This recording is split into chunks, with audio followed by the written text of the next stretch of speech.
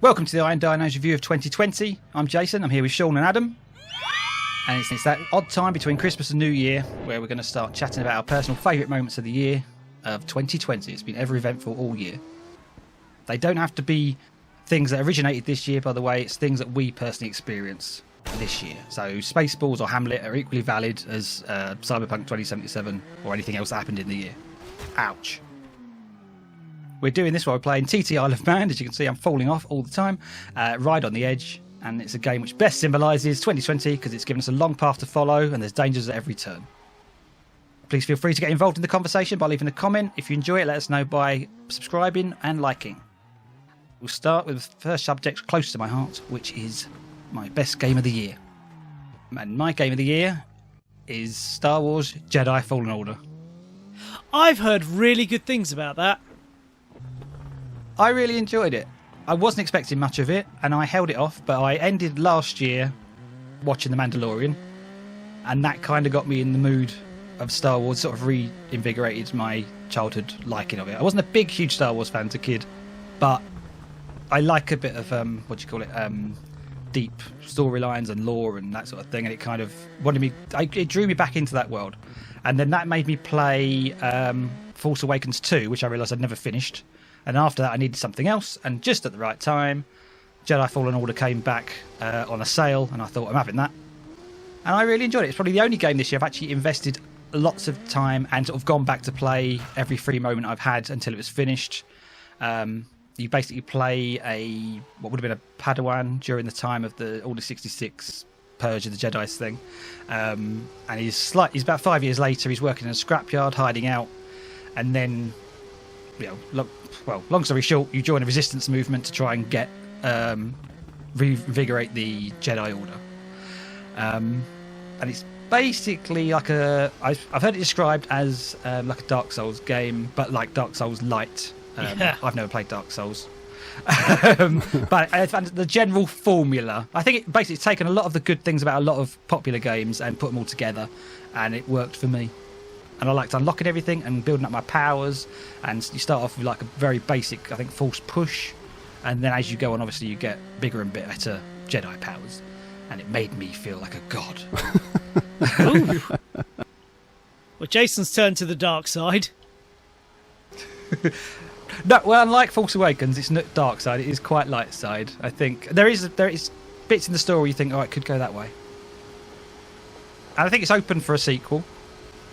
But I definitely enjoyed it and had lots of dark twists and turns, and it flashbacks to previous. Like all the tutorial levels are done in flashbacks, which I found quite good. Okay. So you see him as a child. Oh, that's cool. Yeah. Learning from his what do you call like a mentor for a Star Wars thing? Anyway, Master. Your Jedi Knight guy. So the guy teaching him, all the tutorials are flashbacks throughout the game. Every time you get a new power, it sort of flashbacks to. That's how you do it, and then you have to do a little child learning that in the academy or something, and then it cuts back to you needing to use that power at that moment in the future.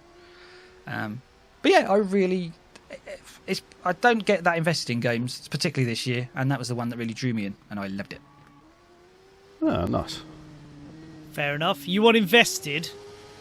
My game of the year, or the game I enjoyed most this year, played for the first time, Doom 2016. Oh, very nice. My God. I don't think I've enjoyed a game as much as I enjoyed playing that in years. I was absolutely, chucked it on hard, as I tend to do. I got a bit annoyed because it was actually difficult, which, so I was like, there with hard level. So I stuck with it, and once you get the patterns of things and you get just that insane level of absolute carnage as you run around murdering scores of demons as the metal plays and your character grunts and you launch into an insta-kill kind of death move to recover that tiny bit of health and everything. Oh my God. It's absolute visceral gaming, and I haven't had that much fun. Legitimately, it made me feel like a child playing a game. I was having that much fun. I was that utterly engaged with the mechanics rather than the story and the world. It blew me away. It absolutely blew me away. Cannot wait for Eternal, which I'm playing this year, next year even. Nice. What year was that set? Was that 2016 or 2060? It was released in 2016, Oh, okay. but I only got around to Oh, playing yeah, it my this game year. was released last year too. Yeah. Adam, what about you? So, this is a game I had for actually quite a while before I started playing it. Started playing it in July this year, but Borderlands 3. Oh, absolutely, I got that off Amazon for a yeah. tenner. I'm looking forward to it. Carry on. Yeah, very, very nice game. It's all done in the comic book style, which I absolutely love. It's got loads of weapons upgrades. You can just build your character and build your character. You don't have to follow the main storyline. You can just go around doing whatever and find some sort of mission to do. Yeah, I love everything about the game. Was this one more open world than the previous two? Yes, yeah. There are sections of it where you kind of have to follow a storyline, but once you get into the main maps, so you basically you follow the storyline. It will then introduce you to one of the main maps, and then you are free basically to select whatever mission you want to. Nice. So yeah, it is very, very nice. Yeah, that's definitely been my highlight of 2020 in terms of game. Yeah, I am looking forward to that. I love a bit of Borderlands. I've never played it, but I love the look of it and all the extra stuff I can see about it. So one day I'll check it out. I'm not really a first-person guy, but it does draw me in, so I'll probably give it a go one day. Yeah, I've not really played many games of that type of style and artist work, but I find it very engaging. Yeah, it's just excellent. Very, very nice. Yeah, I mean they got the mechanics right in the first game, and the second one was more of the same, but with a bigger story and more humour. Everything, it really worked. So if they've just done the same for 3, it's going to be an absolute blast. Oh yeah, the controls in it just really easy controls, really self-explanatory. Just everything about it. It's just a fantastic overall game. Yeah, really, really good. Excellent. We're sticking with games. We've got a gaming channel, kind of. So what's your favourite game we've played on our channel this year? I'm going to start with me, because I think it's a popular one. I have loved playing this year. We Were Here. Yay! It's Hey! great. I think if you look back for our back catalogue, as I've been doing before this little review of the year that we're doing, I think obviously the purpose of this channel is building on the communication skills between me and Sean. If I look back at things like Supermarket Shriek or We Were Here, or generally it's how can I better understand what Sean's talking about and how can he not get frustrated with me? And that is what that game series is about. It's if you don't know, check it out. It's a I crashed again. If you don't know, it's a series where you are locked in a castle with one other person, but you are in different rooms. You can't see the other person's screen, and you've got basically you've got puzzles to solve. Now they're probably relatively easy puzzles to solve if you can see both screens, which I think works quite well as a video to watch, because obviously any audience member can shout at the screen and get really frustrated. And I think Adam, you were one of our first viewers to actually do that before joining us. But generally, I like the fact that a lot of them are quite descriptive based. I think I said in the first We Were Here, we've played We Were Here and We Were Here 2, or is currently doing We Were Here 2 anyway, at the current time.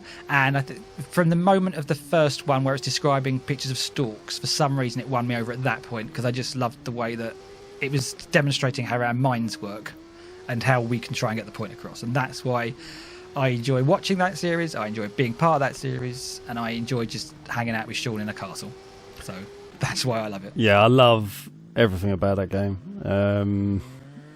Yeah, I've thoroughly enjoyed watching you two fail and fail and fail again at many, many puzzles. Yeah, it's just really good. We're not that bad. Yeah, no, I like the game. The game's fantastic. I love a puzzle game at the best of times. It's a really good game. See, I'm not a big puzzle gamer, so this was actually quite a new experience for me, and I think you'll see over the video. Certainly in season 1, I went from legitimately hating that game to having a really good time, and now we're on season 2, the second game. I'm really, really having a great time with it. Yeah, definitely. I'm very pleased to hear it. I'm glad it won you over. Similarly, my game of the year is for the channel is another me and Jason one. It is, of course, Streets of Rage 4. Oh, that game is so much fun, and it is. I'm not a multiplayer guy. I would pretty much always pick to play a single player game over a multiplayer game, but that is an experience that I actually prefer playing in multiplayer, and I loved playing it with Jason, and I loved the chat we had during it, and I adored that game, and I love playing it with you, Jace. Aww. Well, I enjoy playing with you too, so it's lots of fun. We've played quite a few of the Streets of Rage on the channel, and it takes me back to my youth, and I'm always pleased to go there because it's fun times. I've actually never in all the years played it, so watching you guys play it on the channel was kind of a first for me, and it looks quite a fun game. Oh, it's on Game Pass. Plug. Play it for free. So my one on the channel is 100% The Division.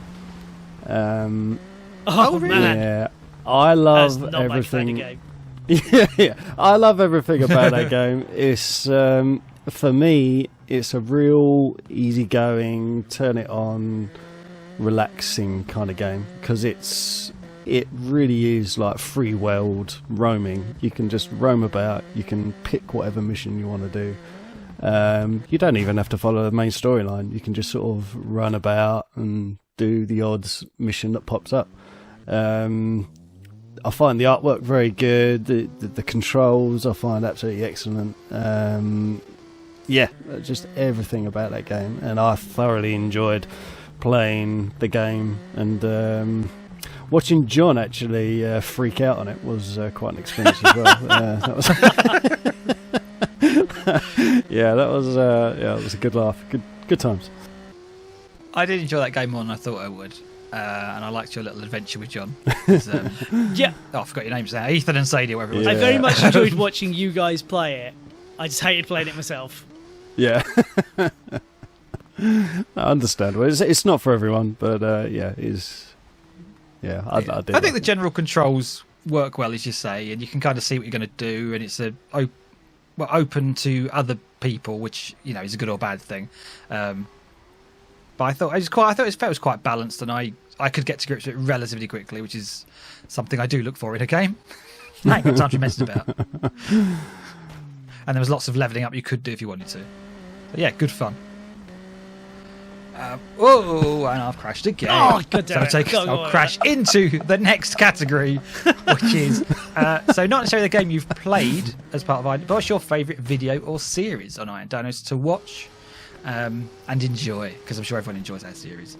My one, and I hope it's similar to some of you, is Batman the Telltale series. Again, I think it's the closest thing to how back when we were originally doing this channel, I envisioned how things would work, and essentially I was wanting to do like a podcast thing over a game, and it would be personalities and people talking passionately about stuff they like. And I think you can't get much more than that than listening to Sean go on about Batman while playing a game where you do have to put input, but not that much input, so there's plenty of time for chat. And generally, I can't put that down as my game to play because I just sat there watching Sean play it. But it reminded me of the old days in the arcade, and you sort of stand by someone's shoulder while they're playing a game, and also having a nice day out, a nice chat.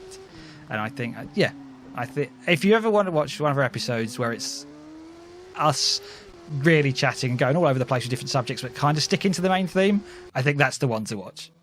And also I like Batman.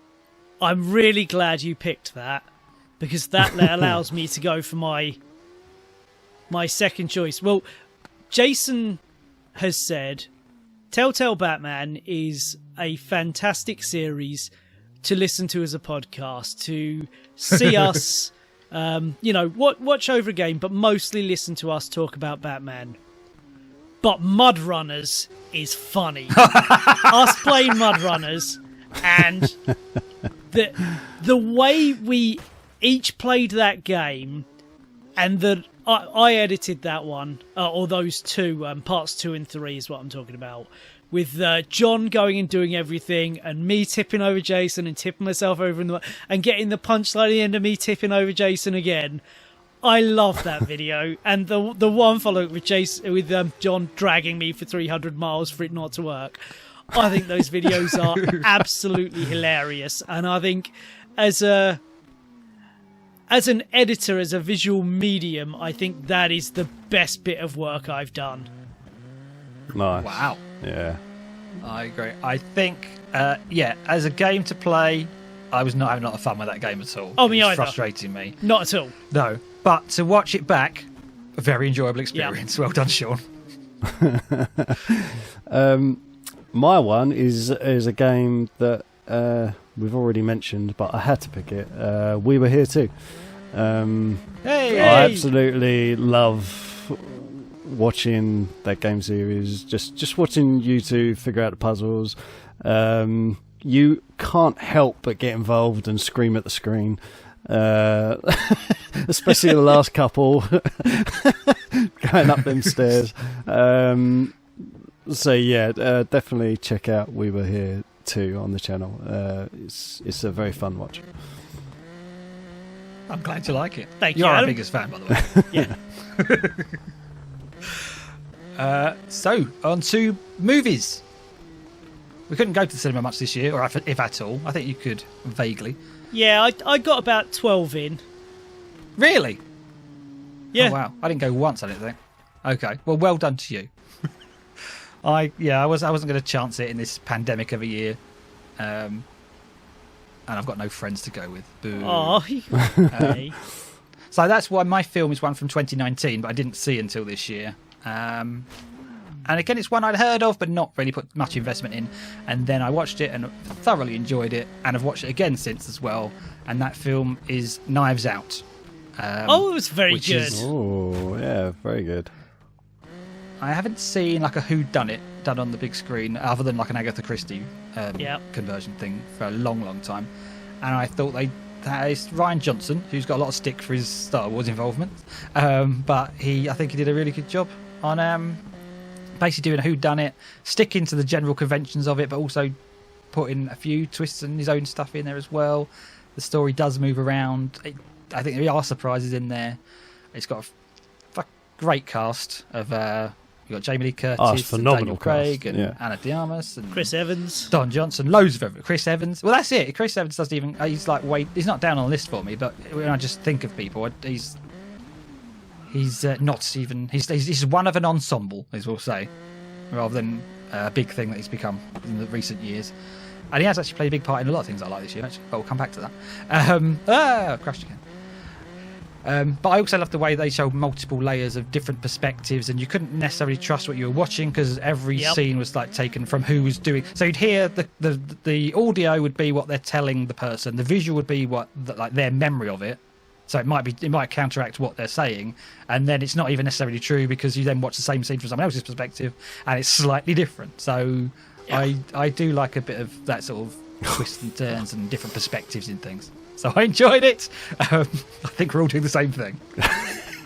Did either of you guys see that? Or I loved it. Or... Yeah, I saw it at the cinema. I actually took my parents to see it because they're big, whodunit kind of fans and stuff. And I also recommended it to my parents after seeing it. Yes. Yeah, I thought it was a really in an era where for 2 or 3 months of the year you get things that are different and everything else just kind of is almost an amorphous sludge. That was something really different. It had absolutely had its writer director, his feel and stamp all over it. It was something unique, and I really appreciate it for that. It was also a bloody good time. Let's be clear. I really, really enjoyed it. But yeah, it was something really, really different, and I really appreciated that. Yeah, no, I loved it. Yeah, also I think it's also really well shot and beautiful, and all the sets and the character of the house itself was like its own thing. Yeah. Yeah, it all had character. The little town had character. Yeah. It was very, very good. I didn't even think of that, but yeah, good point. The whole whodunit bit as well had me guessing for quite a way, and I like that. I don't like to figure something out too early on, and that had me guessing for quite a long time. So yeah, pretty good. Shit. So Sean, what of these 12 or so films you saw at the cinema is one of those your favourite of the year? Right, here's what we're doing. So, the best film I saw this year as just an artistic masterpiece of high culture was The Lighthouse. Robert Pattinson and Willem Dafoe in black and white, stuck on an island together, going insane. Oh, it was good. That was food for the soul. Parasite as a brutal, just hideous portrayal of modern society, and it was good. However, Bill and Ted Face the Music was released this year, and it's an absolute delight. I've not smiled and laughed and chuckled and had such a good time sat in the cinema as I did with Bill and Ted Face the Music. I went to see it maybe 3 times. I absolutely adored it. Wow. Yeah. I'm really happy to hear that. Because obviously Bill and Ted's a big thing from our youth. It's not challenging. It's like a great, big, charming, warm hug. It's a delight. I absolutely loved it. Yeah, I haven't seen that one yet.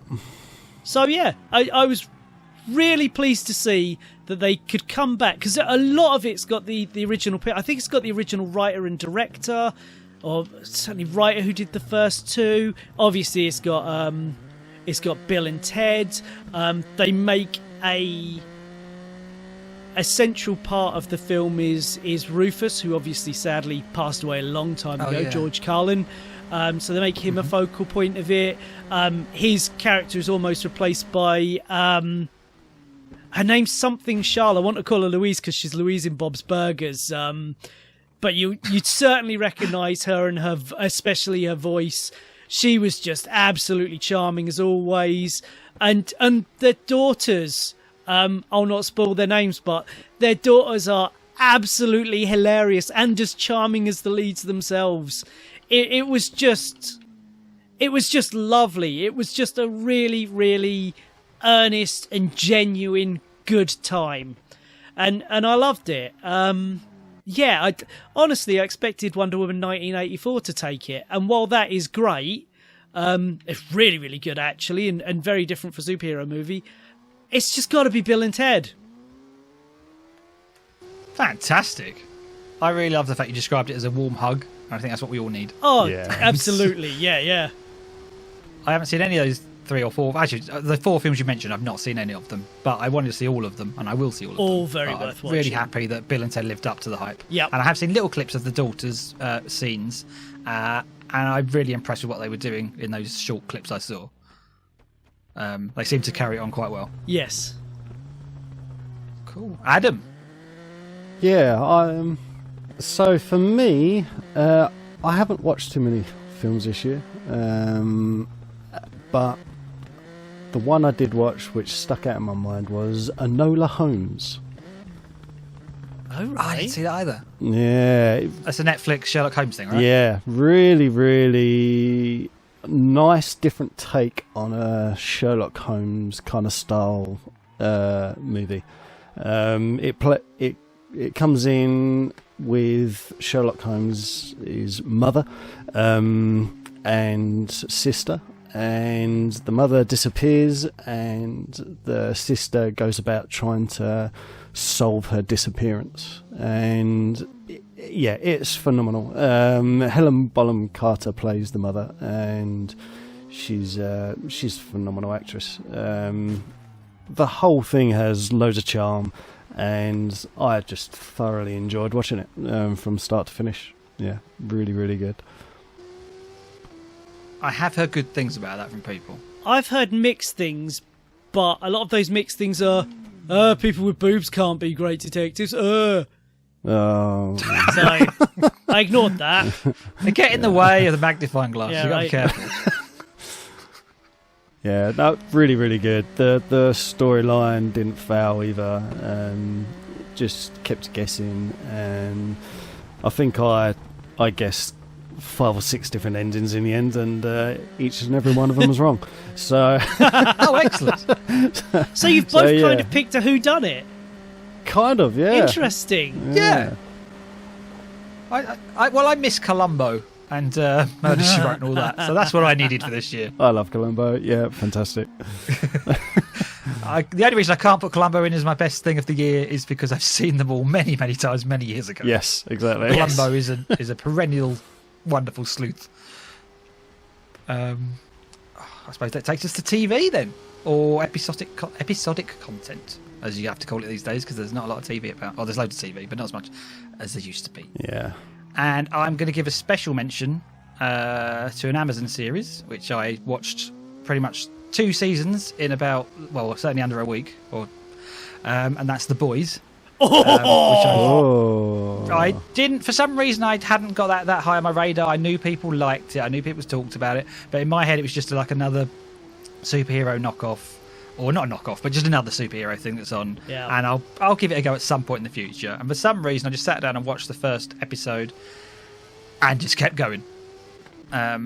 Similar to the Star Wars thing earlier, it's one of the few things this year that I've just started and just went, I need to see the next one. And that became my sit-down thing and have with dinner, and then watched another 3 episodes after that thing of the week. But that's not my favourite of the year, so I'll come off there quickly. But I just want to give that a special mention because I got into it. I did.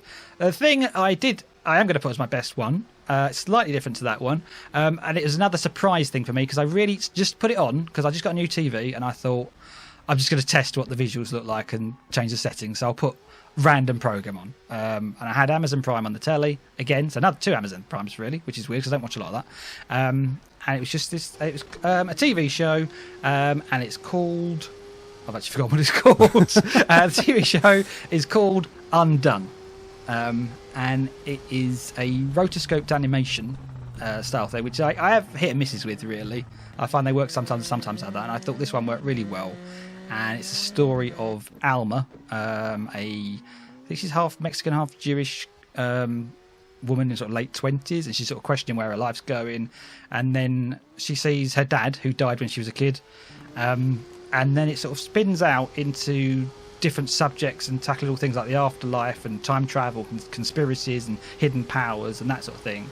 But it stays so very grounded in real people and reality and like interfamily relationships and that sort of thing. That that was the other one that drew me in, and I watched every single day until it was done.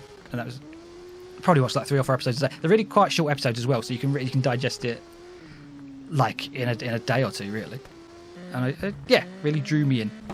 And you're sort of left thinking, because it's the animation style, I think it wouldn't have worked in reality. It would have gone a bit sort of Ally McBeal in the effects things, because it constantly shifts the realities, and you're in like dreamscapes, and you're suddenly in a different room, and things are happening in different ways. And they sort of play on, is this like her delusions, or is she in a bad mental state, or whatever? Or is it actually all happening to her? And I think it works perfectly in this animation style, and I loved it. Big surprise hit for me of the year. Wow. Very good. I'm pleased to hear that. So check it out on Amazon Prime now. I think there's going to be a 2nd season. I don't know. Well, speaking of Amazon, Mr. Robot. Ooh. Oh my god. Like, I saw that for the first time this year, so it counts. I think it finished this year, actually, but fucking hell. That's just one of the best shows that's ever made. I'd put it up there with Breaking Bad, or, well, essentially I'd put it up there with Breaking Bad as just the pinnacle of what television can be.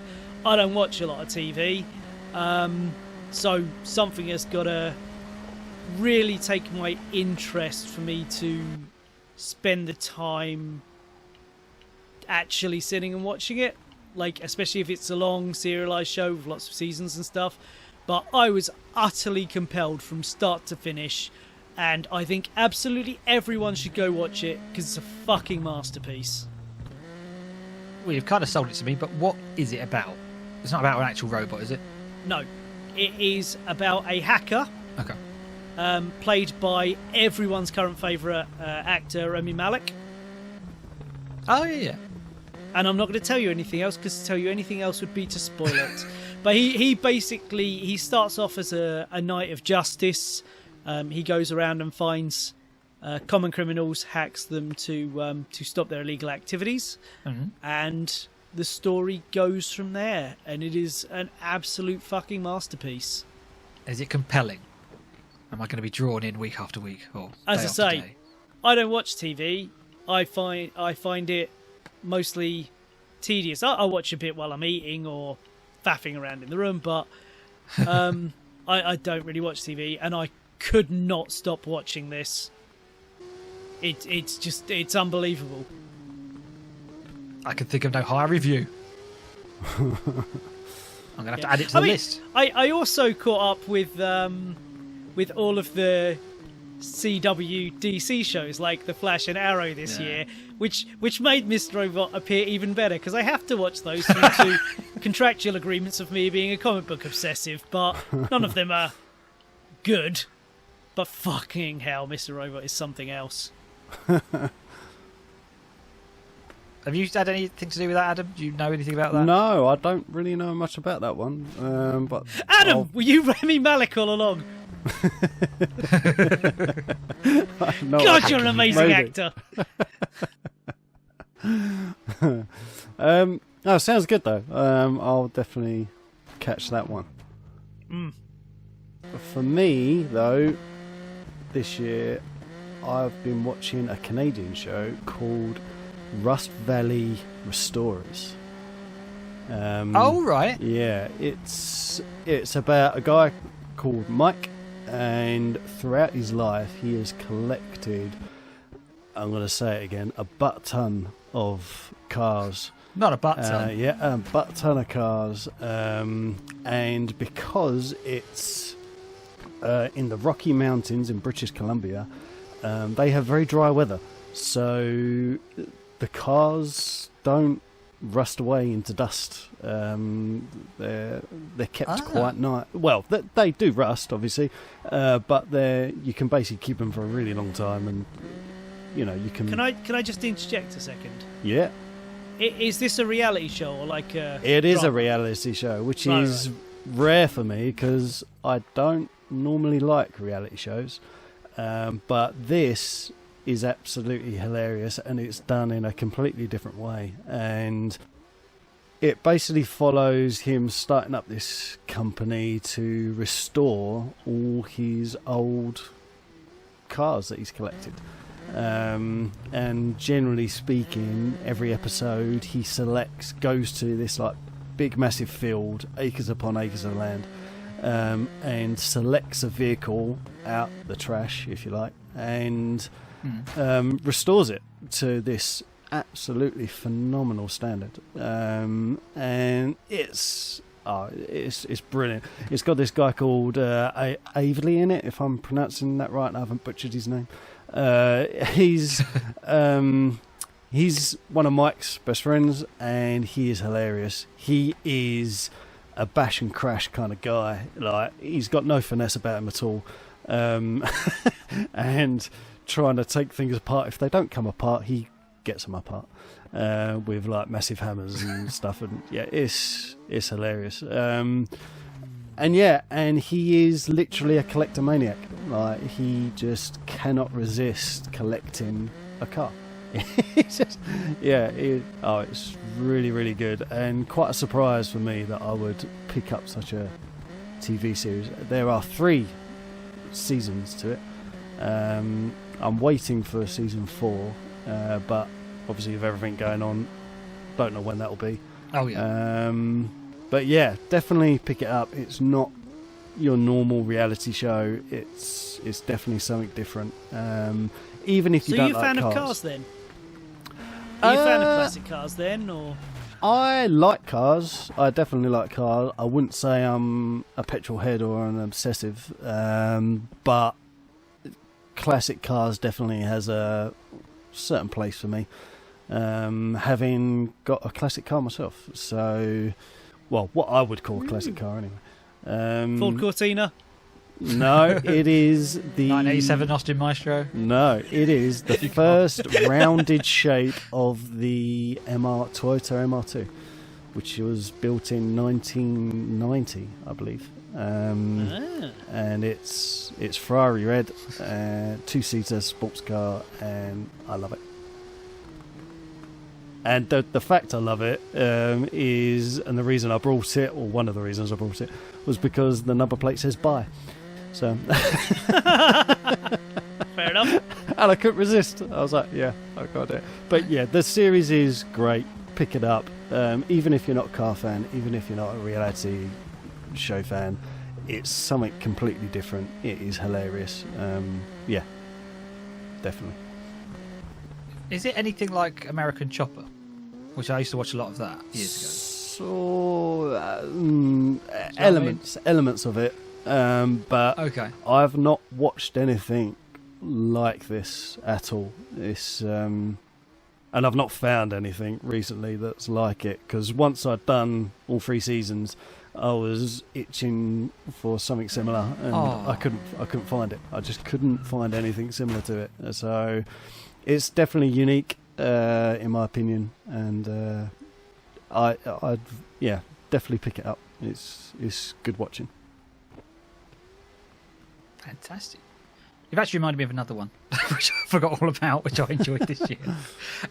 Which is a special mention, which is Comedians in Cars Getting Coffee, which there are like 9 seasons on I've Netflix. heard very good things about that. And they're like very quick 20-minute episodes of different comedian, just literally getting in the car, going for a coffee, having a chat with Jerry Seinfeld. Yeah. And I find almost all of them, obviously some of them depends on the celebrity that's with it, but almost all of them are quite endearing and an enjoyable experience. And I tended to always have a coffee while I was watching it. Not quite up there with the dramas I watched, but as a nice little TV show to have on, I enjoyed that. I guess that takes us to music. Yeah. Which I, gotta be honest, mine's a bit of a cheat, because I don't think I've listened to any new music or any old music or any special music that's made any impact on my life all year. And that is why I'm essentially going for a video, or a music video, which is based within our recent pandemic, which is still ongoing. It was one of the first times that I think celebrities started getting involved in stuff. And this one did make me a bit emotional. It's an old... I'm going to really build this up for a long time, because when you hear what it is, you're going to go, oh. I was hoping you was going to do my little Bleed 2 promo thing. No, I'm afraid. I mean, I couldn't compete with that, obviously, but I'll save that for you. No, mine is actually, it's quite an old band now, and it's McFly. And I knew you'd do that, but I've always had a lot of respect for them. I think they make some quite nice tunes. They seem to be like all nice guys. They relatively grounded, as far as I can tell, and that's probably why I liked what I liked. They did a essentially like a Zoom or a Skype version of It's All About You, supposedly for like an NHS awareness thing, and it's all shot in their own house or houses, with their own family as the background musicians, and it's all new singing, and it just really charmed me. And it's got, it could be all fake, but it made me feel like nice people trying to do the best in an awkward situation. And it was also nice to see, just from a perspective of someone who's getting a bit older, what people who are younger than me but were around when I was younger have now sort of grown up into have their own families and see what they're doing. And it was charming. And one of them's like obviously living on his own with some chickens, whereas the other ones have all got families and kids running around and wives and stuff. Oh wait, so is this a new song from McFly then? This is a new recording and video of an old song. So they did It's All About You. It might have been years ago. But I quite like the song anyway. Yeah. But it was just really well put together, and I could say it before, it charmed me, and I thought it made me feel really good about this. And I haven't had the radio on all year because where I work we can't have the radio on, and I don't drive much, so don't have it on there. And I don't tend to have radio on when I'm doing stuff at home either. So, but I've been really like music. Non-music. So of all the music things I could think of, that is the thing which actually made an impact on me, and I really enjoyed it. Nice. And if you haven't seen it, I suggest you go and have a look, because it's a nice little ditty, and might make you feel good about yourself and the world. That sounds nice. Yeah. So have they done this for the pandemic then, or was this something they seem to have in the works anyway? And oh no, I think it was deliberately for that. It's very much, well, if they were thinking of doing it, and they've sold it on that. I think there's been a lot of obviously celebrities getting involved in doing stuff on Skype or Zoom or stuff this year just to do something, and that was one of the earliest things I'd seen. I knew like Gary Barlow was doing his special things, but I found this much more just friendly and like it looked like, although they're famous people, it seemed like your mate had got together and done a little performance for you. And that's why I liked it. And I mean, if Gary Barlow had done it, he'd have immediately knocked all the proceeds offshore, so it couldn't possibly go to help anyone during the pandemic. So, you know. Yeah. Yes, I've got no idea if it was done for charity, by the way, but it was definitely done to raise awareness and just bring goodwill. I don't know if it raised any money at all. That's very nice. Gary Newman and a bunch of other people and a UK goth band called The Mission actually re-released they kind of covered and remixed an old Mission song and released that as a charity single this year, which was really nice. But that, £3, but all the proceeds went to charity. It was a really sweet thing to do. But that is not my favourite musical thing of the year. Of course not. My favourite band, Paradise Lost, released an album around my birthday. It was an absolute fucking belter, and this kind of unfortunately ties into the pandemic. I turned 40 this year, and oh my god, never. It was during the lockdown, so I had to spend my 40th birthday completely alone, well, except for my then housemate Alex. So who I then stole. I went for a long drive. I listened to the new Paradise Lost album for the first time. I held it off for my birthday. It was fucking excellent, and it really, really lifted my spirits on what was going to be a pretty fucking dark day for me, because I was not looking forward to turning 40. So yeah, I was really pleased about that. They also did, because bands can't tour at the minute, so they're trying to, they're doing other things to make funds while they can. I respect that. So they did a I'm not sure if it's broadcast as live or they just recorded it as a live gig in their rehearsal studio. So I got to watch that, and that was fucking awesome. They also released a hot and spicy sauce, which I also bought this year. So Paradise Lost are always been my favourite band for a very, very well over 20 years now. And this year they've helped keep me sane during a pandemic. So my hat is off even more to them than usual. I love those boys and I love their music. It's gothic metal, by the way. It's nice. It's fucking awesome. No, I know you're a big fan. Yeah. So yeah, Obsidian is easily my album of the year. It was a fucking belter. Very nice. Beautiful. Mine of this year, I discovered something on a YouTube channel, and was it Iron Dinos? No, he had this, Baby Shark. He had this music that was very jazz, very swing, and I hadn't really heard anything like it before, and I loved it. So I've researched it, and it was Tropical Confessions by Erling, and I've not heard it's it's probably a little bit unknown. It's very swing. It's got like saxophones in it. It's a real swing type, non-talking type of stuff. And so there's no vocals. No, that there is a few in the background on, I think, track 5 and 6. There's only 6 songs, so it's quite a small album. The songs last for about 4 or 5 minutes, and it's great. It's just a real feel-good album that you can just listen to almost on repeat, like just over and over again. It's kind of the album of choice that I've been driving to, and really, really good. Real surprise for me this year. Oh, lovely. So is that like a musical genre you've come across before, or how did you come across it? I'm quite a fan of the Rat Pack, which is a bluesy kind of jazz, as you know.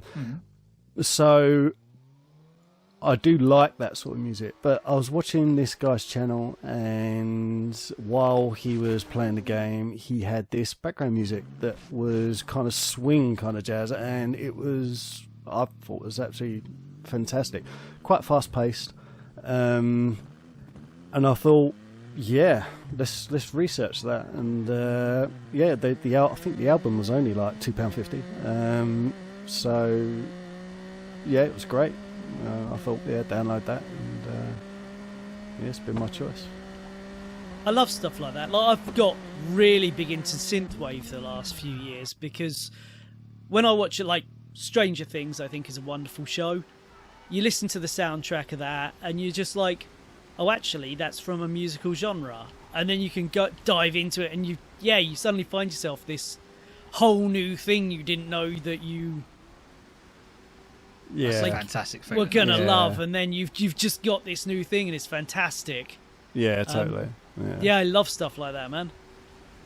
Yeah, no, a complete surprise for me. That was definitely my positive music for 2020. Excellent. It's swinging. Okay, well, let's swing on to books and literature. Oh my God. I know. Sorry, my segues are not my strong point. I always fall off. Books. I'm going to cheat again. Well, not cheat. But I have read this book before. But I've only read one book this entire year, if you don't count the ones I do for work, which I'm not going to talk about, because they're learning. I'm going to talk about something which made me happy, and that was a book I just happened to find in my house and just started reading it one night again, which was The Folklore of the Discworld. And it is kind of, if you've read any of the Discworld books by Terry Pratchett, it's essentially a summary of them. They did one before called The Science of the Discworld, which was looking at all the real-life scientific aspects that play a part within the genre of the Terry Pratchett Discworld series. And then this one is looking at how he takes like existing myths and folklore and mythology, that sort of stuff, and uses and adapts that to his world. And apart from the fact it's just interesting reads, because I'm quite interested in mythology and stuff, and also haven't read a Discworld book for quite a long time, but it was a huge part of my childhood. It was actually John introduced me to Mort, which is the 4th book, when we were about 11, I reckon. And since that point, I read all the other books that came after it, until obviously Terry Pratchett died the other year.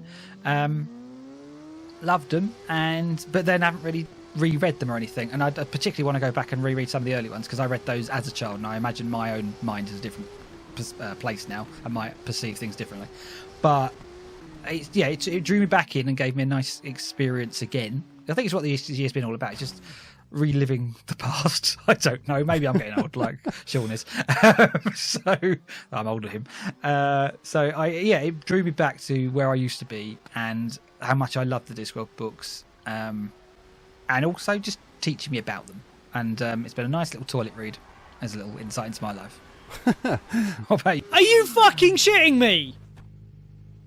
I am like within spitting distance of the fucking finish line, and I ran out of petrol. Yep, same thing happened to me. I've run out. You're even closer than I am. I ran out of petrol about 2 minutes ago. I've just been sitting there doing absolutely nothing. Anyway, Right, back to the recording. What about you, Sean? Well, as you all know, may be aware, I'm a bit of a comic book guy. No. I'm a little bit of a fan. And this year has not been the strongest for the comic book series I tend to like. There's been some good stuff, but Batman has not been good. Spider-Man has been very hit and miss. Little aside, I'm now outside the game. I ran out of petrol and now I'm not in the game. Yep, that's all of us. We'll do another race in a bit. However, what has been nailing it out of the park month after month after month has been Immortal Hulk. Now, we're at the mid part of the story now, but it's been such an absolutely consistent run that I feel I have to give it my book of the year. So the idea is simple. It's quite an interesting one, actually. Comic books, and particularly Marvel over the last 20 odd years, they've realised that killing off a hero sells books. And so they've just... Oh, sales are lagging, we'll just knock off this hero. When they come back, it'll be a great big seller.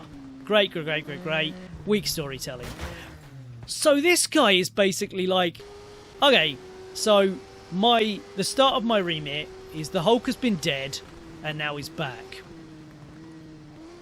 What if he's immortal? The gamma radiation that powers all of these people in the Hulk circle, because pretty much everyone in the Hulk mythos has died and come back anyway, mostly numerous times. What if that energy was sentient? And what if that energy was a Lovecraftian horror trying to destroy the Earth? And he's mixed, like, basically Lovecraftian, nightmarish, insanity-driven horror with hideous body horror, with slasher horror, with all these just truly unpleasant, nasty things. And he's somehow got Marvel to keep signing off on it. And this book is a constant I'm constantly reading it going, well, it's also spinning the serialized characterization on its head. You know the Hulk's not going to die and be gone forever, so he's taken that out of the equation. But what fucking awful thing is going to happen, because now all of that's on the table?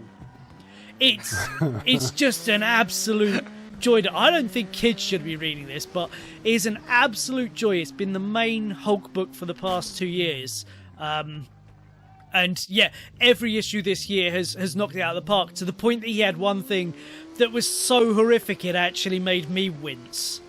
I'm absolutely loving it. The art by the art is absolutely astounding. It's not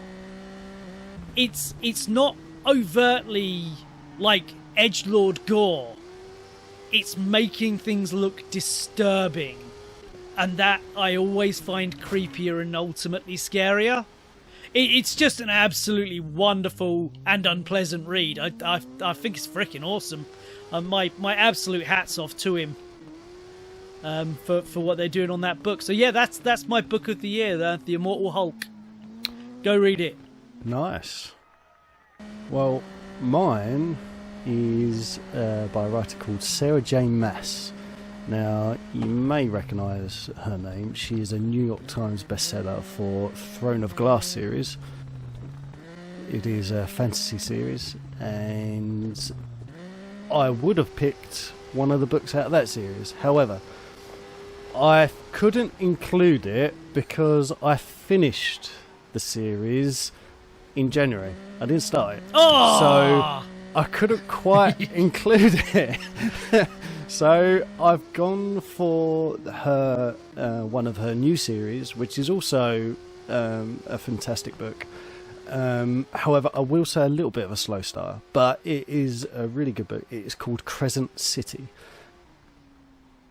It is, again, fantasy, and because I cannot do it justice, I am going to read just a little bit on the description of it from the book itself.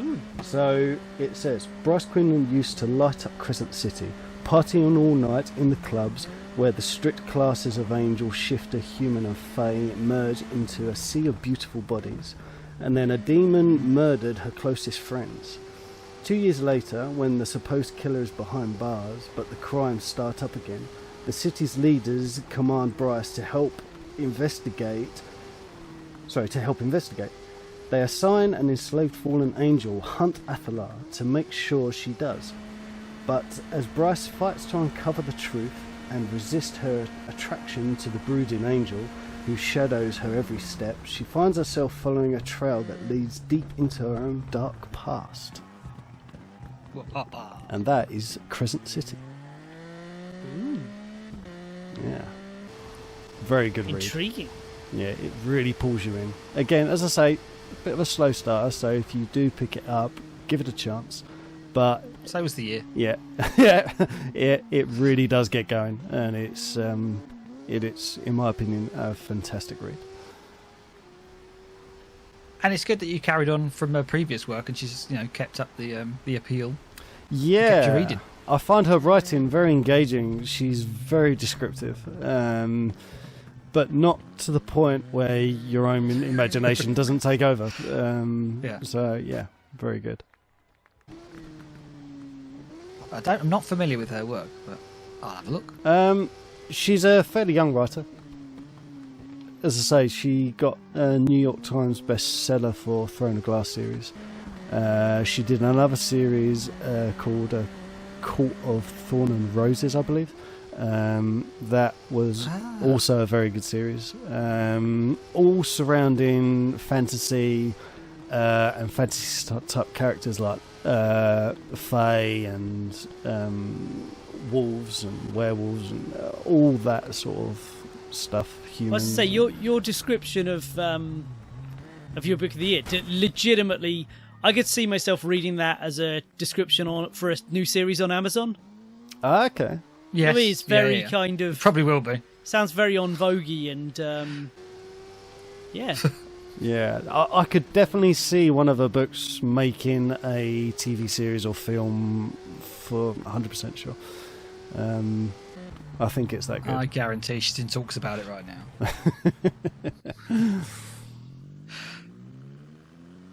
So, have you guys eaten anything this year? I'm going to assume that's yes, because you're still here.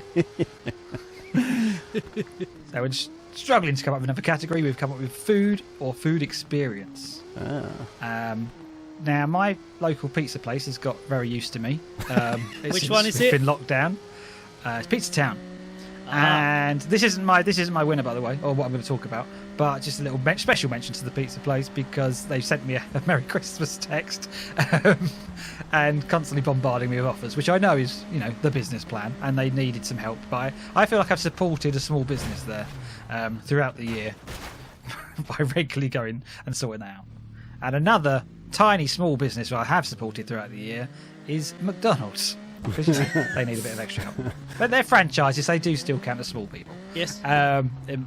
So I just want to commend or award or just basically notice that I think in this trying times of a pandemic and everyone having to socially distance and everyone having to wash their hands and be on top form and also be polite to the customers, I think at least my local McDonald's has been amazing at keeping control of this. And it might be because McDonald's is quite regimented and everyone follows strict rules, but the way they have maintained who gets served when, everyone's got their own spaces marked out on the floor. I know a lot of shops did this, but I've seen so many shops not, or at least let it slide after a couple of days.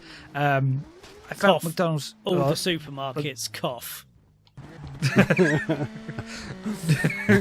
Again, Tesco's was pretty good for a while, but McDonald's, even to this day, I have found has been amazing at keeping everyone in their place, getting them served quickly, whether it's the drive-through and there's a massive queue or whether people are going inside or out. I think they couldn't have done more anyway to keep people as best they could safe. I'm not saying it's the best food ever. I'm saying It's a nice comfort food when you want it, and if you fancy a quick snack. And I felt safe getting it. So well done them for actually keeping on top of things and keeping going. I'm slightly disappointed in you, Jason. I'm sure you are. Not for related to that, just anything. No. Because mine is in fact Pizza Town. I've moved this year, and I was a little concerned. I treat myself once a month to a Pizza Town, and if you must know, it's a 12-inch stuffed crust, double cheese with Chinese chicken and pepperoni, and it's the fucking bomb. And I've never tried the Chinese chicken one. I'm delighted to report that the town in which I previously lived and Jason currently lives, their Pizza Town is amazing, and in my new town, it is equally as good. So there's more than one Pizza Town. Yeah, there are a few of them around Suffolk, but yeah, their Pizza Town is my absolute jam. I freaking love their pizzas. It's my treat once a month, and I'm happy to say that during this pandemic era, you know, you now pay for it online and they drop the pizza outside your house and all that. You know, they're trying to do it socially distancing. They're doing as good a job as DHL and everyone delivering Amazon packages, so going from house to house and leaving things at a safe distance is fine by me. And yeah, Pizza Town is mine. I love them. Also, I find that they'll quote you a time. They'll say like, 45 minutes, and it'll be there in 20 minutes. And I always love that. It's always about half the time they say it's going to be, whenever they've quoted me a time period to come and give them my pizza. Oh, yeah, because they do ASAP, don't they? Or you can specify a time. Yeah. Oh, yeah, I always do ASAP. I never plan to order a pizza, it just happens. Yeah, very nice. Well, mine is from a cookbook, actually. So this pandemic, I've heavily got into cooking a little bit. And one of the cookbooks I was reading didn't make, obviously, my 2020 book of the year, but probably would have been my second choice, is Jamie Oliver. And I believe it's in his book 7 Ways. And it is, if I get this correctly, Eggy Halloumi Crumpets. I like this title. Yeah. It sounds wishy-washy. A bit eggy, a bit halloumi. I may have butchered the name. You may call it slightly something different. I like egg. Yeah. I like halloumi. So I'll eat crumpets. Yep. Crumpets, you dip them in an egg, you fry them off, and then you have a bit of a side salad garnish with it. So you have avocado, tomatoes, I think it's a bit of lettuce, and then you put some lemon or lime, your choice, over it. And then the final touch, which I absolutely love, is you grate some halloumi into a frying pan to create a lettuce work, and then literally a minute later you can pick it up as a one whole piece and just lay it over the top of your eggy crumpets, and it's sounds good. Absolutely How gorgeous. many times have you had eggy crumpets this year? Since discovering it, probably almost every morning, barring Oh the my last God. month. Wow. Yeah. All right, that has had an impact on your year then. I'll yes. allow that. Had to be my number one, so yeah. Well, that kind of leads me into the next thing then, which is lockdown activity, because you found something to be doing. So yeah, favourite lockdown activity of the year. I work at a pharmacy, and so my year in terms of lockdown has not had much of an impact, because I still get up and go to work. It's had very little on my day-to-day activities. It's had very little impact on it, but obviously the rest of the world has changed around me. So in some ways I feel like I'm missing out on a big cultural event. So what my lockdown activity has been, essentially watching other people's lockdown activities. Going online, finding all these, like the McFly thing earlier, that little thing that happened. Oh, everyone doing bread making. There've been little trends every year. I haven't got TikTok, but I can still see bits of it on YouTube. So I see things the trends that are coming up on there. I see. So you say 1 week it's banana bread. The next week it's everyone's learning to play the ukulele or something. There's lots of like stuff again. Go back to my past things like Red Dwarf started doing directors' commentaries and that sort of thing, and so they'd get the fans on in like the audience, and they'd have like the writers and the directors and some of the stars doing like on camera chats about it, and then also one of my favourite things this year was watching the reenactment of a script read through of, and this brings us back to the Chris Evans mentioned from earlier of Scott Pilgrim versus the World. Pretty much all of the actors came back onto like a Zoom call or a Skype call and just acted it out, and it wasn't a flat reading. It was like proper acted out as you would like it to be, and I felt like I could see the scenes happening in my head while it was going on. They did little subtle changes here and there. I love the fact that Anna Kendrick was playing both the role of his sister, like she did in the film, but she also played the role of his girlfriend as well, one of his girlfriends. Ramona so or Knives? No, it was what's his ex, his big ex. Oh, the bitch, the one played by the bitch. Yes. so what's her name? Captain Marvel. Brie Larson. She wasn't there for the recording.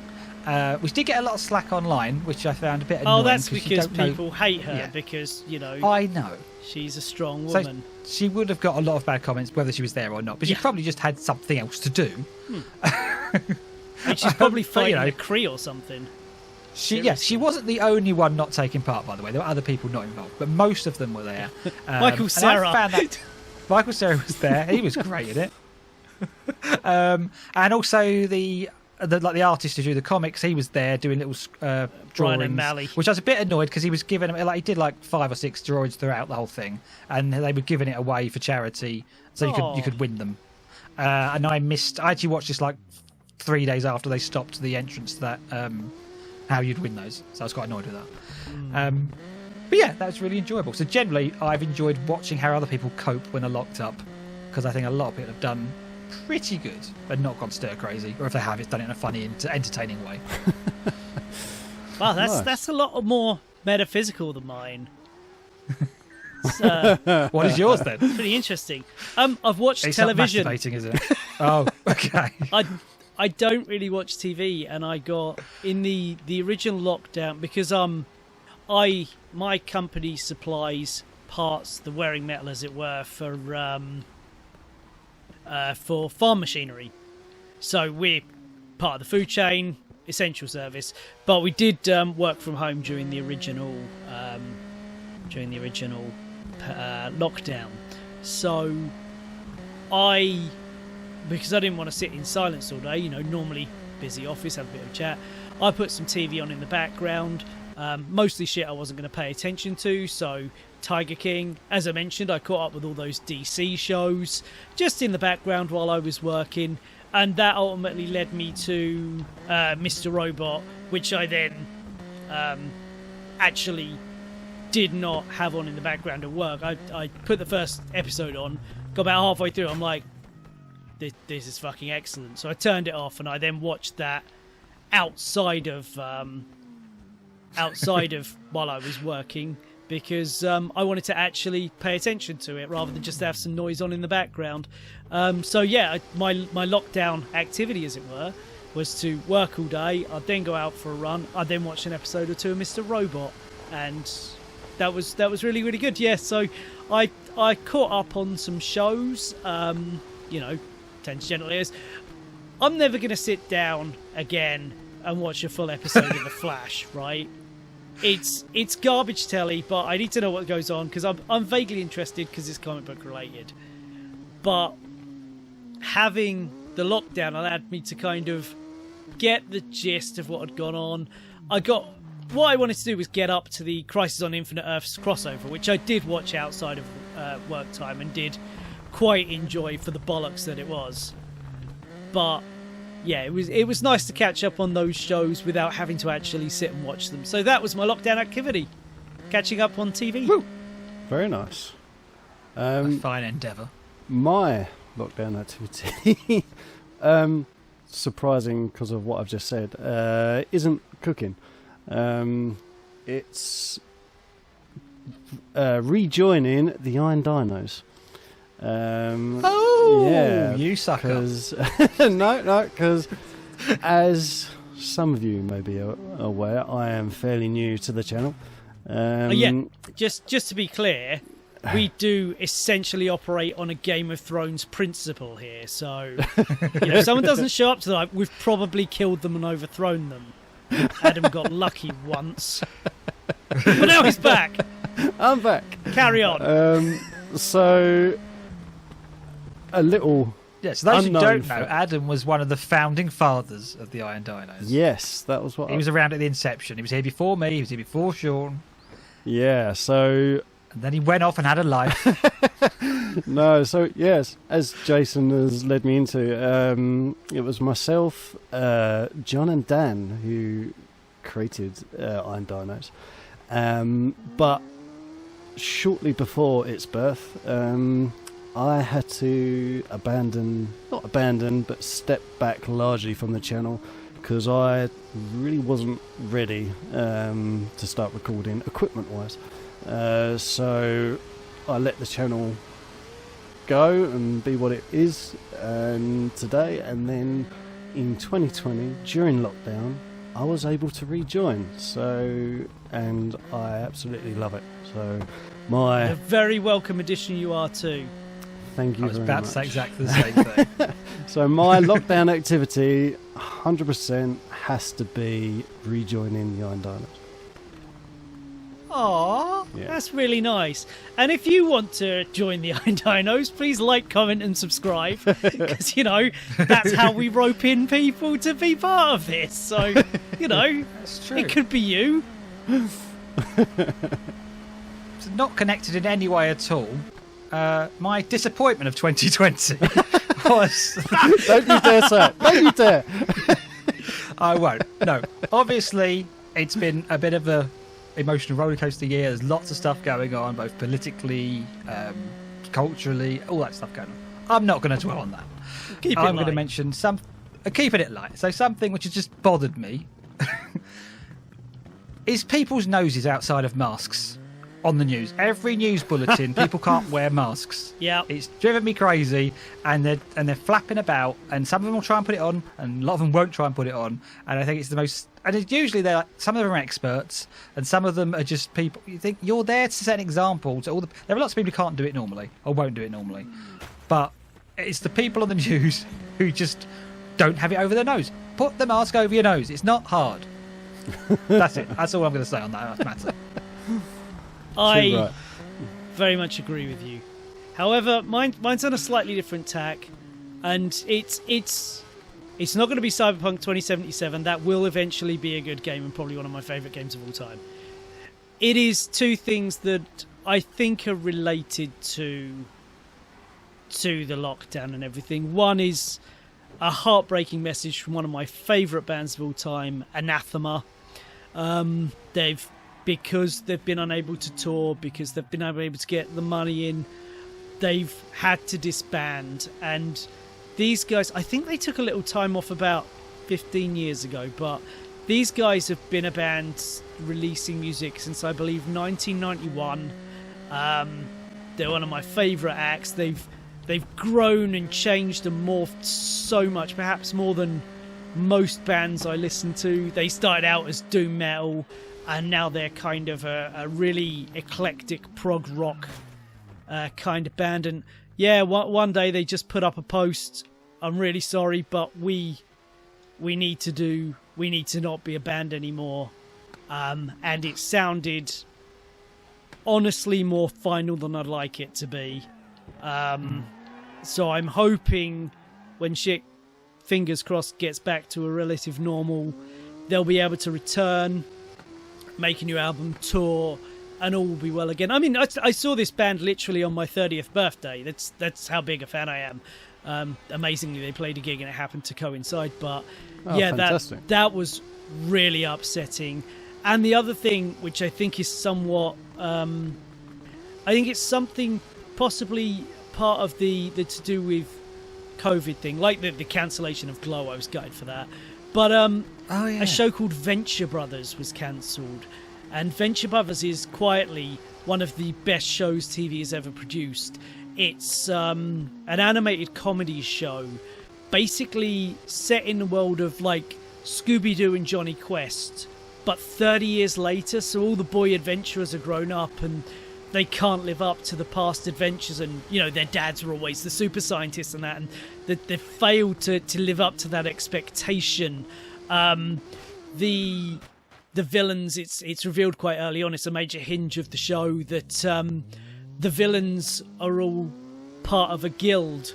So your recurring villains in all these old shows, that's actually their job, and they've got a department on the good guy side to make sure that contracts are written up before you're allowed to be a villain for this particular guy, and how far you can go and what level of villain you can be and all that stuff. And it's also the tale of a guy called the Monarch who has this obsessive legitimate hatred of the person he's arching, which goes beyond the professional realms he's allowed to be a part of. And it's so funny, it's so clever, it's so deep.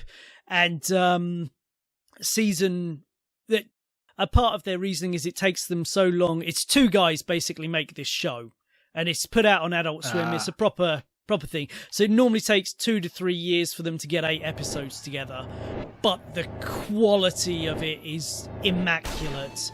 And yeah, we're hoping HBO.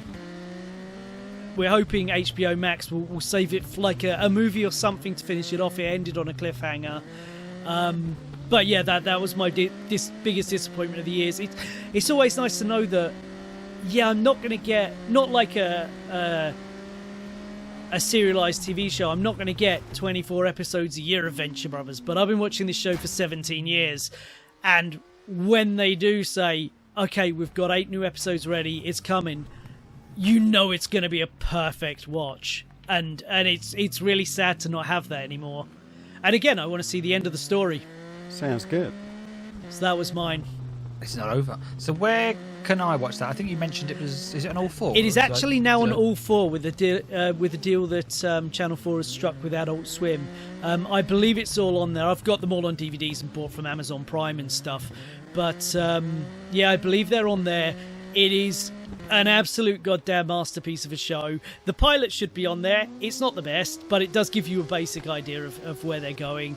But I implore you, even if you don't, if you sit and watch it and you don't think, oh, this isn't everything Sean laid it up to be, get to the end of season 1 and then rewatch it and go, oh, this is oh my god, it's so good. Also, little hint for newbies, there is always a little punchline / gag right at the end of the credits. The end song's quite jaunty anyway, so yeah, it's normally like a 10 to 30 second little punchline as well. But it's a masterpiece. It's fucking hilarious. It's deep. It's another one of those shows you'd say like Duckman or whatever.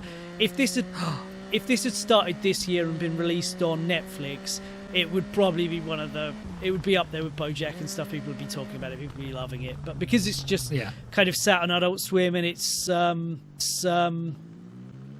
you know, it's just done its thing, and it's it's wonderful. Seen, and I love the way you've described it. I didn't know the world it was set in, but I've always liked the little clips I've seen here and there. Yeah, Adam. My disappointment of this year, I've gone slightly different because the year has been so negative. I've gone purely game related. So one game I was really looking forward to was Minecraft Dungeons.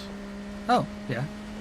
And we even did a series on it on the channel, and I do love the game. However, there is a really big thing in the game that really annoys me and frustrates me when they made it. It's the camera angle. I cannot stand the camera angle. I think that game would have been absolutely perfect in like a first person type scenario where you get to really explore the maps and the Minecraft. area. Yeah. But I mean, Minecraft has first person. So, and I play Minecraft in first person, and it's so much better rather than on a real high up kind of angle. and there's certain mobs that come into play in the game that hide in trees that you can't quite see, even though they've given them like a little red outline. It almost ruined the game for me. But I ploughed through it, and I did thoroughly enjoy the game, I have to say. But my negative of 2020 that stuck out in my mind was discovering the camera angle in Minecraft Dungeons. I know what you mean. Like I said, I don't like first-person games a lot of the time, and it can change my opinion on it. I know, obviously, a lot of people were looking forward to what do you call it? What's it called? Cyberpunk this year, 2077. Yeah, I've only been following that for 4 fucking years, and it doesn't play on my fucking console. I've not been interested since I found out it's not first person. It is first person. Oh, sorry, it is first person. I don't know why I'm upset. But I'm going to be more positive. My positive of the year, and it's a bit sentimental, and it's a bit lovey-dovey, and you might go, but I really, really liked the general behaviour of most of the people I came into contact this year. I liked, and you can say there's negatives about all these things, but it meant a lot to me with all the clapping early on in the year. Not so much when it kept going every Thursday, but that first night was actually quite special in a community coming together to do something. Yeah. I felt it was a little bit, it lost its appeal when you kind of felt compelled to do it every week on the dot, and then if people didn't do it, you got snidey comments. But in general, most of the people I came into contact with were quite upbeat, had lots of nice things to say about people who were going to work, people who were just trying to get on with it, people making their banana bread, people putting rainbows in the window, people putting nice placards up everywhere to say, let's get through this, keep on going, that sort of spirit. Everyone was being lovely. All people coming into the shop to me were being really nice, and yeah, there's been ups and downs in the year, but on the whole, particularly for the first 3 months and particularly leading up to Christmas, everyone has been really positive, really pushing forward and that sort of thing. I mean, you can see things online, you see people being what I would call wrong, and having parties, and let's all go to the pub the night before the pub's shut, because that's not going to go completely against what they want you to do, and that sort of thing. But all the people I've met and come into contact with, I would say, have been amazing, and I loved being around them, and loved their praise and their warm. It's such a shame we can't have a hug this year, but I think everyone made me feel warm and good, and there's been very little negatives, which is why I picked the mask earlier.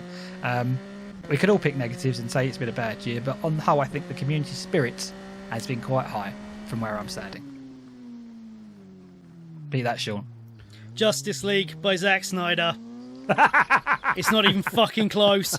I am getting the Justice League movie I was promised in 2017, and not only that, the idiot in charge is nowhere near it, so it's not got to be cut to 2 fucking hours. It's not going to be half fucking Joss Whedon thinking he's making another Avengers movie. I'm getting 4 fucking hours of Zack Snyder's Justice League, and I swear to fucking God, I could not be more excited. I want this playing in IMAX. I'll go at midnight and watch it till 4 in the fucking morning if they put it on IMAX. Oh my fucking God, I'm getting the Justice League movie I was promised in 2017 after years of being part of Release the Snyder Cut and donating to their charities and stuff, which is a very nice thing they did anyway, but posting shit about it on my Facebook and other social medias and stuff. I am getting my fucking Justice League movie, and oh my God, I am so excited. Bring on March. He's let it slip that it's supposed to be out in March. Justice League. I think it's safe to say you're excited about it. He is a bit. Tiny bit, yes. Very positive. So that was confirmed earlier in the year that it's definitely happening. It was confirmed by HBO Max. It's going to be on their streaming service, everything like that. So yeah, that is my positive of this year. Very nice, very nice. Well, my positive of this year, I've gone along Jason's route. I've gone a bit lovey-dovey. So mine is the fact that because we've spent so much time at home in lockdown, I've actually had time with my wife to spend with our kids. which has been absolutely fantastic. Normally, as I say, I drop him off in the morning, I go to work, I don't see him again till about 6-7 o'clock sometimes, and then I'm busy around the house doing stuff. So to actually sit down with my wife and spend some quality time with my kids, yeah, definitely my pick and positive of 2020. That's lovely. That is lovely, because that could have gone so much the other way. If you'd learned that you did not like each other's company. It turns out I hate my wife and my kids are dicks. Get me out of you here. You can live knowing that you have probably won her over with your eggy crumpets, whatever. Not your farts. And that you know, if this carries on into next year or whatever, then you've got a solid relationship there. Yeah. Good family. Well done, you. Yeah, for sure. You're the daddy. I think that brings us to the end of this year's review. It's been 2020. It's been up. It's been down. It's been pandemics. It's been wonderful TV shows, wonderful books, dodgy masks. I don't know where we're going with this. But, next year's another year. Let's see what happens. If you liked this video, if you want to leave a comment, if you had difference of opinions, if you don't like what we liked, if you do like what we liked, leave a comment, leave a like, subscribe, come back. If you're not excited for Zack Snyder's Justice League, fuck off, though.